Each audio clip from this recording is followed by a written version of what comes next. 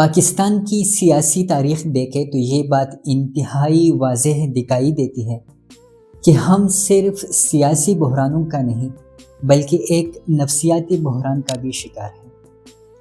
ہم احساسی کمتری میں مبتلا ہیں، اپنے آپ اور سماجی اداروں کی طاقت کا ادراک نہیں کر پا رہے، اصولوں اور قوانین کو بے معنی سمجھتے ہیں اور اجتماعی جدوجہد کی ضرورت اور اہمیت سے ناواقف ہیں۔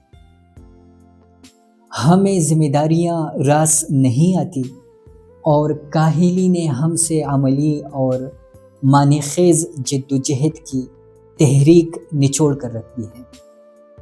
نتیجتاً ہم ہر دور میں ایک ایسے مسیحا کا منتظر رہے ہیں جو آتے ہی جادو کی ایک چھڑی گھمائے گا اور ہمارے صدیوں پرانے مسائل ٹھیک کر دے گا۔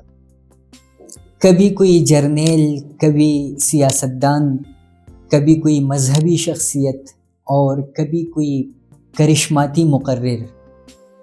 ہم ان کرداروں میں وہ خوبیاں دیکھ لیتے ہیں جو در حقیقت ان میں ہوتی ہی نہیں، اور جب وہ پھر ہماری توقعات پر پورا نہیں اترتے تو ہم انہیں زمین پر پٹخ دیتے ہیں اور اگلے مسیحا کا انتظار شروع کر لیتے ہیں۔ آج ہم اسی ذہنیت کا جائزہ لیں گے اور دیکھیں گے کہ ہم نظام سازی کی جگہ شخصیت پرستی میں کیوں مبتلا رہتے ہیں، اصولوں پر چہروں کو کیوں ترجیح دیتے ہیں، اور یہ ذہنیت ہماری انفرادی، سماجی اور سیاسی زندگیوں پر کس طرح اثر انداز ہوتی ہے۔ شخصیت پرستی کوئی جدید بیماری نہیں ہے۔ انسانی تاریخ میں قبیلوں نے ہمیشہ اپنے سرداروں کو غیر معمولی قوتوں کا مالک سمجھا ہے۔ قبیلے کا سربراہ محض ایک انتظامی کردار نہیں تھا، بلکہ اسے اخلاقی، سیاسی اور روحانی تقدس بھی حاصل تھا۔ جب معاشرے پیچیدہ ہوئے تو یہی تصور بادشاہت کی صورت ظاہر ہوا۔ بادشاہ کو خدا کا سایہ، اس کی مرضی کا نمائندہ اور قوم کی تقدیر کا مالک تصور کیا جانے لگا۔ اس ذہنی وراثت نے سکھایا کہ طاقت کا سرچشمہ فرد ہوتا ہے، نہ کہ قانون اور نظام۔ اسی طرح پرانے استعمار کاروں کے ساتھ ساتھ برطانوی سامراج نے بھی ہندوستان میں حکمرانی کا ایک ایسا ڈھانچہ پیش کیا جس کا مقصد عوام کو شہری بنانا نہیں بلکہ رعایا بنائے رکھنا تھا۔ کولونیل ریاست طاقت کو ایک ہی شخص میں مرتکز رکھنا چاہتی تھی، چاہے وہ بادشاہ ہو، وائسرائے یا گورنر وغیرہ۔ اس ماڈل نے ہمیں سکھایا کہ طاقت ہائرارکیکل ہوتی ہے اور اوپر سے نیچے کی طرف آتی ہے، نہ کہ نیچے سے اوپر۔ قدیم روایات کے ساتھ ساتھ اس کولونیل وراثت نے بھی پاکستان کے سیاسی کلچر پر ایک گہرا اثر مرتب کیا۔ کہنے کو تو ہم ایک نئی ریاست بنے ضرور، لیکن ذہنی اور ساختیاتی طور پر وہی کولونیل رعایا رہے۔ جمہوریت کو برائے نام تو اپنا لیا، لیکن سوچ وہی رہی کہ ایک طاقتور حکمران آئے اور خود ہی ہمارے سارے مسائل ٹھیک کرے۔ پاکستان میں شخصیت پرستی کئی شکلوں میں ظاہر ہوتی ہے۔ ہر دور میں ایک نیا سیاستدان اکثریتی عوام کی امیدوں کا مرکز بنا اور اس کی ذات کو اتنا بلند کر لیا گیا کہ اس کی غلطیاں بھی مقدس بن گئی۔ نہ کوئی سوال، نہ تنقید اور نہ ہی جواب دہی، خالص مذہبی کلٹ کی سی فالن فراہم کی گئی۔ اسی طرح عسکری ہیرو پرستی ہماری ایک اور ایڈکشن ہے۔ جنگوں، قومی سلامتی کے پروپیگنڈے اور ریاستی قوم پرستی نے فوجی سربراہوں کو غیر معمولی قوت بخشی۔ عام شہریوں کو سکھایا گیا کہ نظام نہیں، بلکہ طاقتور ہاتھ ہی ملک کو اٹھا سکتے ہیں۔ لہٰذا جرنیل پر جرنیل آتے گئے، اپنے لیے دولت اور طاقت کا، جبکہ قوم کے لیے مسائل کا انبار کڑا کر کے چلتے بنے، لیکن لوگ ہیں کہ ان کا خمار کم نہیں ہو رہا۔ آج بھی آپ لوگوں سے ضیاء الحق جیسے تباہ کن کردار کے بارے میں پوچھیں گے تو اکثر ان کی مدح سرائی کرتے نظر آئیں گے۔ وہی لوگ جو آج بھی اس کی شروع کی گئی کرائے کی جنگ کا ایندھن بن رہے ہیں۔ ایک مذہبی معاشرہ ہونے کے ناطے مذہبی شخصیت پرستی ہماری ایک اور کمزوری ہے۔ جہاں لوگ جدید سہولیات تو بہت دور کی بات، انتہائی محدود اور بنیادی حقوق اور ضروریات سے بھی محروم ہوں، جبکہ علمی طور پر نہایت پسماندہ رکھے گئے ہوں، وہاں لوگوں کا سب سے بڑا اور واحد سہارا عقیدہ رہ جاتا ہے۔ اسی کے ذریعے وہ اپنی محرومیوں کا مداوع کرتے ہیں اور حکمران طبقے کے مقابلے میں ایک متبادل عظمت اور طاقت تراشتے ہیں۔ چونکہ حکمران طبقہ اس حقیقت سے بہت اچھی طرح واقف ہے، اس لیے وہ اسے بھی اپنے ہی مفاد کے لیے استعمال کرتا رہتا ہے۔ کبھی وہ خود ہی موقع کی مناسبت سے ایک مذہبی ٹچ دے دیتے ہیں اور کبھی مذہبی رہنماؤں کا سہارا لے لیتے ہیں، جبکہ مذہبی رہنما اپنی متوازی جماعتیں بھی قائم کرتے رہتے ہیں۔ ایسے میں کچھ مذہبی رہنماؤں کو اتنی طاقت حاصل ہو جاتی ہے کہ اور تو اور ان کی بڑی سی بڑی کرپشن اور پوچھ سے پوچھ دعویٰ بھی سوال سے ماورا ہو جاتا ہے۔ اسی طرح میڈیا اور پاپ کلچر میں موجود سیلیبریٹی کلچر بھی اپنا بھرپور حصہ ڈالتا ہے۔ اکثر T V anchors, social media influencers اور دیگر چہرے حقائق کی جگہ محض جذبات کیوں نہ بیچتے ہوں، اکثریتی عوام کی نظر میں وہ حرف آخر ہوتے ہیں اور ان سے شدید متاثر ہوتے ہیں۔ یہ تمام عوامل مل کر ایک ایسی ذہنی دنیا بناتے ہیں جہاں لوگ نظام اور اصولوں کو نہیں بلکہ انفرادی چہروں کو ترجیح دیتے ہیں۔ آخر ہم مسیحا ہی کیوں ڈھونڈتے ہیں؟ مجموعی شعور، قانون، نظام اور اصولوں پر توجہ کیوں نہیں کرتے؟ کیوں ایک ہی شخص پر بھروسہ کرنا زیادہ آسان لگتا ہے؟ ان سوالات اور ان کے نفسیاتی پہلوؤں کا تجزیہ کرنا نہایت ضروری ہے۔ دیکھیں تو ہماری شخصیت پرستی کی کئی وجوہات ہوتی ہیں۔ سب سے پہلی وجہ فکری پسماندگی ہے۔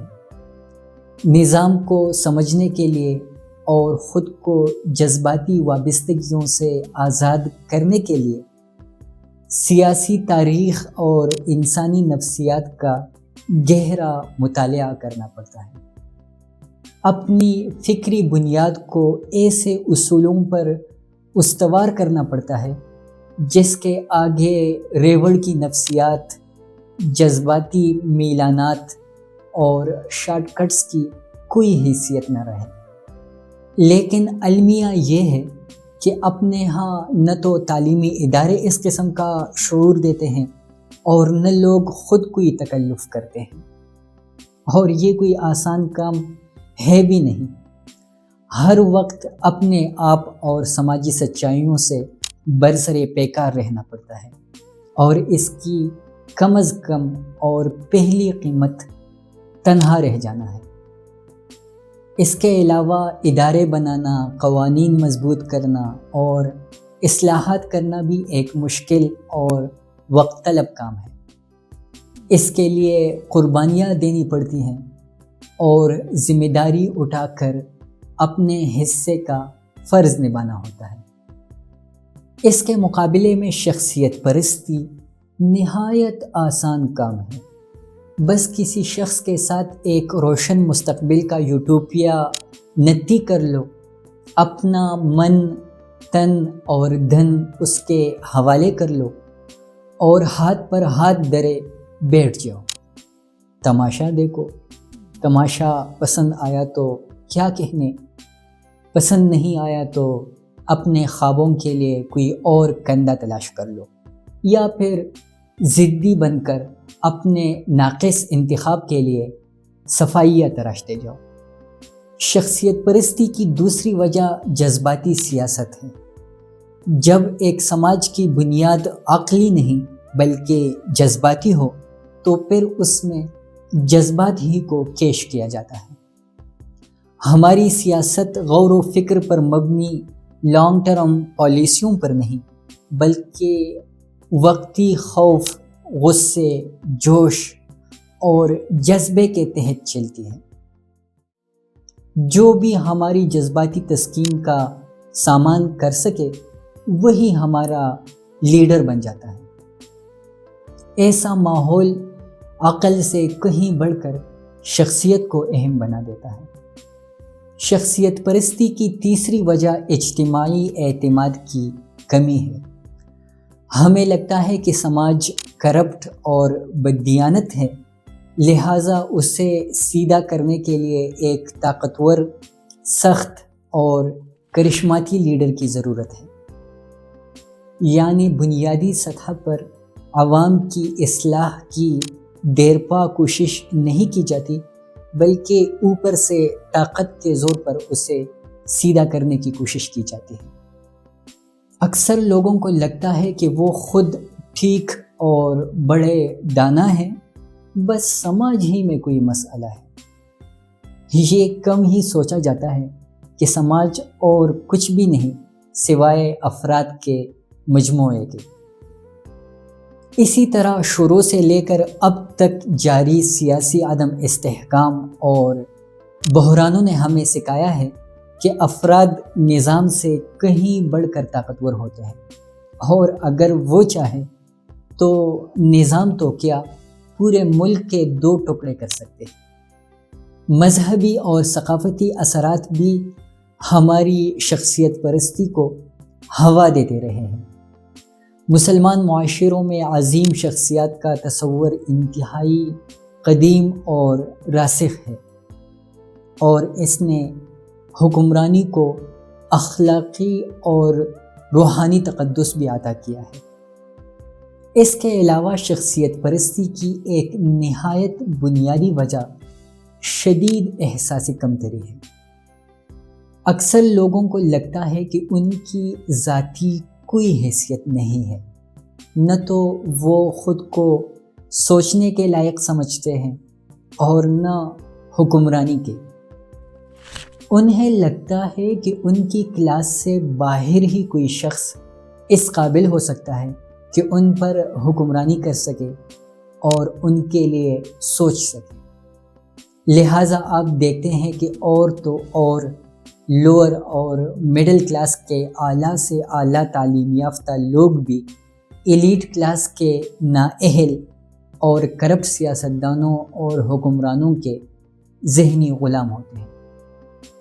ان کی زندگیاں ایلیٹ کلاس کے ان حکمرانوں کی چاپلوسی اور دفاع کرتے گزر جاتی ہیں، لیکن انہیں احساس تک نہیں ہوتا کہ خود وہ یا ان کی کلاس کا کوئی دوسرا بندہ بھی تو کوئی انتظامی عہدہ سنبھال سکتا ہے۔ لہٰذا حکمرانوں کا اقتدار نسل در نسل منتقل ہوتا رہتا ہے۔ عوام محض کٹ پتلیوں کی طرح فلاح زندہ باد اور فلاح مردہ باد کے نعرے لگاتے رہ جاتے ہیں، اور مسائل کم ہونے کی بجائے مسلسل بڑھتے رہتے ہیں۔ دیکھیں تو ہر سیاستدان 3 مراحل سے گزرتا ہے۔ سب سے پہلا مرحلہ ہوتا ہے ضرورت سے زیادہ تعریف کا۔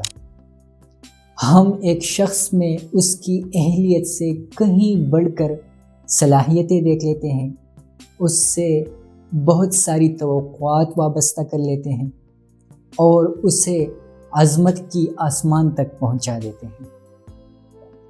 ہم اسے قوم کا نجات دہندہ سمجھ لیتے ہیں، حالانکہ وہ خود اپنے لانے والوں یا ذاتی اغراض کے رحم و کرم پر ہوتا ہے۔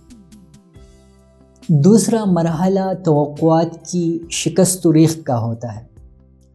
ہم پر متعلقہ حکمران کی اصلیت واضح ہو جاتی ہے اور ہم ناراض ہو جاتے ہیں۔ ہمیں لگتا ہے کہ ہمیں دھوکہ دیا گیا ہے، حالانکہ دھوکہ ہم نے خود اپنے آپ کو دیا ہوتا ہے۔ اور آخر میں تیسرا مرحلہ ہوتا ہے نفرت اور رد عمل کا۔ جس شخص کو پہلے ہم نے عظمت کی آسمان پر بٹھایا تھا، اس کو آنن فانن زمین پر بٹھا لیتے ہیں اور کسی متبادل مسیحا کی تلاش کرنے نکل جاتے ہیں۔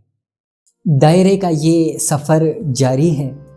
گنے چنے خاندان اور گروہ حکمرانی کرتے آ رہے ہیں، جبکہ عوام محض ان میں کراپ روٹیشن کر رہے ہیں۔ کبھی ایک کو کرسی پر بٹھا لیا تو کبھی دوسرے کو، جبکہ خود منصوبہ سازی کے عمل میں بالکل irrelevant رہتے ہیں۔ اب تو پولنگ سٹیشنز کا جو حال ہوا ہے اور دھاندلی جس عروج پر پہنچائی گئی ہے، ایون کراپ روٹیشن بھی مشکل ہو گئی ہے۔ یہاں سوال پیدا ہوتا ہے کہ کیا پوری قوم کسی شخصیت کے رحم و کرم پر چل سکتی ہے؟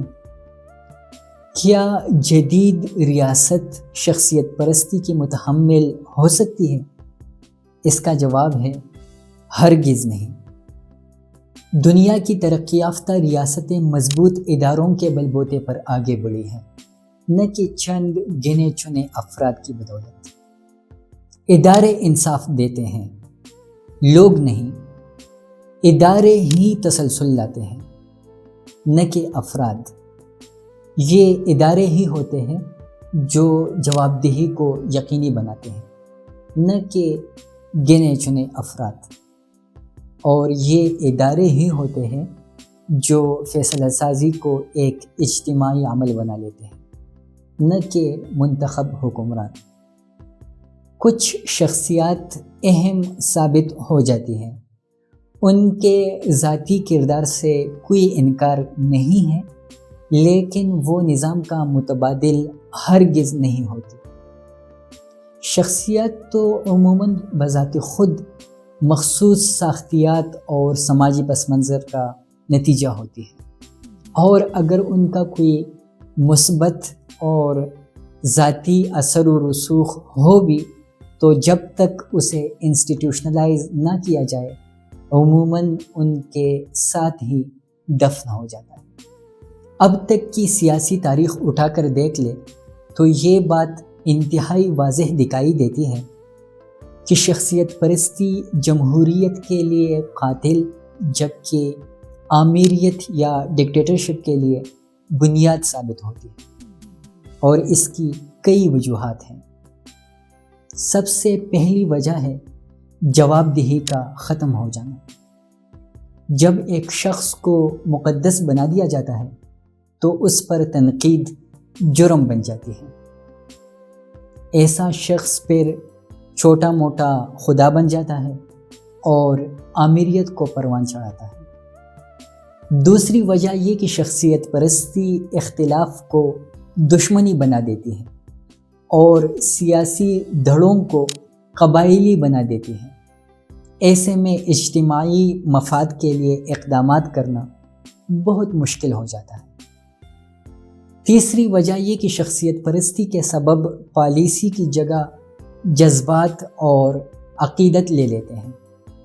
قانون اور ادارے غیر متعلق بن جاتے ہیں اور فیصلے اسی کے منشا کے مطابق ہوتے ہیں جسے ہم ہیرو بنا چکے ہوتے ہیں۔ چوتھی وجہ یہ ہے کہ شخصیت پرستی اقتدار کی پرامن منتقلی انتہائی مشکل بنا دیتی ہے۔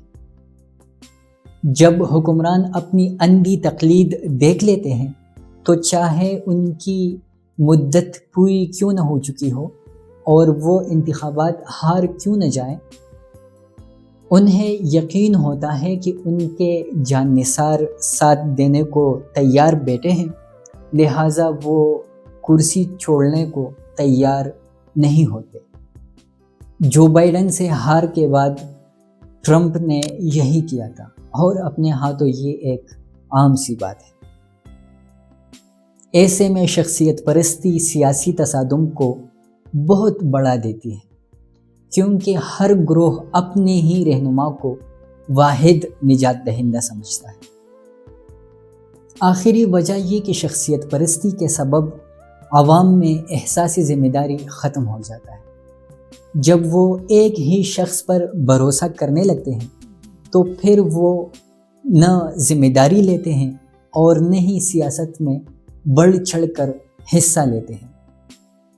ایسے میں وہ فقط مخصوص حکمرانوں کے اعلی کار بن کر رہ جاتے ہیں۔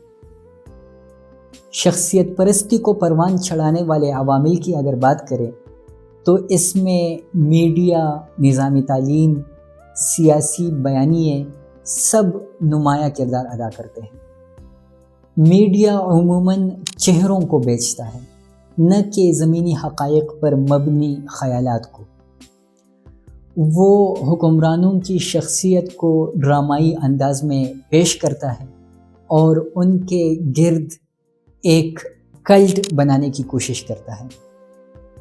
مین سٹریم میڈیا کے علاوہ جدید سوشل میڈیا بھی اس دوڑ میں کسی سے پیچھے نہیں ہے۔ الگوریدمز ہمیں ایسے ایکو چیمبرز میں قید کر لیتے ہیں جہاں ایک ہی قسم کا کانٹینٹ شیئر ہوتا ہے، اور ہم کسی کلٹ کا شکار ہونے کے باوجود اس کا ادراک نہیں کر پاتے۔ اسی طرح تنقیدی، تخلیقی اور آزادانہ تفکر ایک پارٹ ٹائم نہیں بلکہ فل ٹائم جاب ہے۔ آپ ایک آزادانہ مفکر ہوتے ہیں یا نہیں ہوتے، لیکن المیہ یہ ہے کہ ہمارا تعلیمی نظام شروع سے لے کر آخر تک سوچنے کے لیے ایک دائرہ مختص کرتا ہے اور اسے پلانگنا قابل سزا ٹھہراتا ہے۔ اس کے نتیجے میں سوال، جرم، اطاعت، خوبی، جبکہ ہیرو پرستی اور کلٹ ورشپ لازمی نتیجہ بن جاتی ہے۔ اس کے علاوہ سیاسی جماعتیں اصولوں کی بنیاد پر نہیں بلکہ افراد کی بنیاد پر بنتی ہیں۔ پارٹی اور بانی رہنما ایک ہی چیز ہوتے ہیں۔ کہنے کو تو ایک نمائشی منشور ضرور ہوتا ہے، لیکن طاقت کا اصل مرکز گنے چنے افراد اور مخصوص خاندان ہوتے ہیں۔ یہ تمام عوامل مل کر جمہوریت کو یا تو جڑ سے اکھاڑ پھینکتے ہیں اور یا اسے اندر سے اتنا کھوکھلا کر دیتے ہیں کہ اس کا ہونا یا نہ ہونا برابر ہوتا ہے۔ اگر ہم واقعی ایک پائیدار اور مستحکم ریاست بنانا چاہتے ہیں تو ہمیں یہ حقیقت تسلیم کرنی پڑے گی کہ قومیں چند افراد کی بنیاد پر نہیں بلکہ مضبوط اداروں، اجتماعی شعور اور مسلسل اصلاحات کی بنیاد پر بنتی ہے۔ اس حوالے سے چند اقدامات نہایت ضروری ہیں، جیسے تعلیم میں تنقیدی سوچ کو بنیادی مقام دینا، عدلیہ اور بیوروکریسی کو سیاسی اثر و رسوخ سے آزاد کرنا، پارلیمانی نظام اور شفاف انتخابات کو یقینی بنانا، پاور کو ڈی سینٹرلائز کرنا اور مقامی نمائندوں اور لوکل باڈیز کو اختیارات دینا، میڈیا میں شخصیات کی بجائے اصولی مباحث کو فروغ دینا، ایسے کمیونٹی سینٹرز بنانا جہاں ہر عمر اور جنس کے افراد مل کر علمی مکالمے کر سکیں اور سیاسی و سماجی مسائل کو زیر بحث لا سکیں، اور آخر کار عوامی شعور میں یہ بات بٹھانا کہ کوئی بھی شخص غلطی اور کوتاہی سے ماورا نہیں ہوتا اور نہ کوئی فرد واحد پائیدار اور عوام دوست تبدیلی لا سکتا ہے۔ پاکستان کو محض نئے رہنماؤں کی نہیں، نئے شہریوں کی بھی ضرورت ہے۔ ایسے شہری جو سوال کر سکے، جو اصولوں پر کھڑے ہوں، جو اندھی تقلید اور جذباتی عقیدتوں سے ماورا ہوں، اور جو ریاست کو چند افراد سے نہیں بلکہ نظام سے جوڑے۔ پاکستان بھی دیگر ترقی یافتہ ممالک کی صف میں کھڑا ہو سکتا ہے، لیکن اس کے لیے شرط یہ ہے کہ ہم اپنی سابقہ غلطیوں سے سبق سیکھیں اور چند افراد کے ذہنی غلام بننے کی بجائے اجتماعی نظام کو بہتر بنانے کی فکر کریں۔ اس کے برعکس اگر ہم موجودہ پیٹرنیج سسٹم جاری رکھتے ہیں، جس میں مخصوص حکمرانوں سے اپنا ذاتی کام نکلوا کر عمر بھر ان کی غلامی کی جاتی ہے، اور یا ویسے ہی سیاسی نابالغ بن کر چند افراد سے بے بنیاد امیدیں وابستہ کی جاتی ہیں، تو پھر رسوائی، محرومیاں اور ناکامی یوں ہی ہماری مقدر رہے گی۔ فیصلہ آپ کا ہے۔ چاہے تو سٹیٹس کو بحال رکھتے ہوئے اپنا سیاسی مقدر چند افراد اور خاندانوں کے حوالے کر لے، اور چاہے تو اپنا مستقبل اپنے ہاتھوں میں لے لے، نظام کی بہتری میں اپنا ذاتی کردار ادا کرے اور سیاست میں بھرپور حصہ لینا اپنا حق اور فرض سمجھے۔ شکریہ۔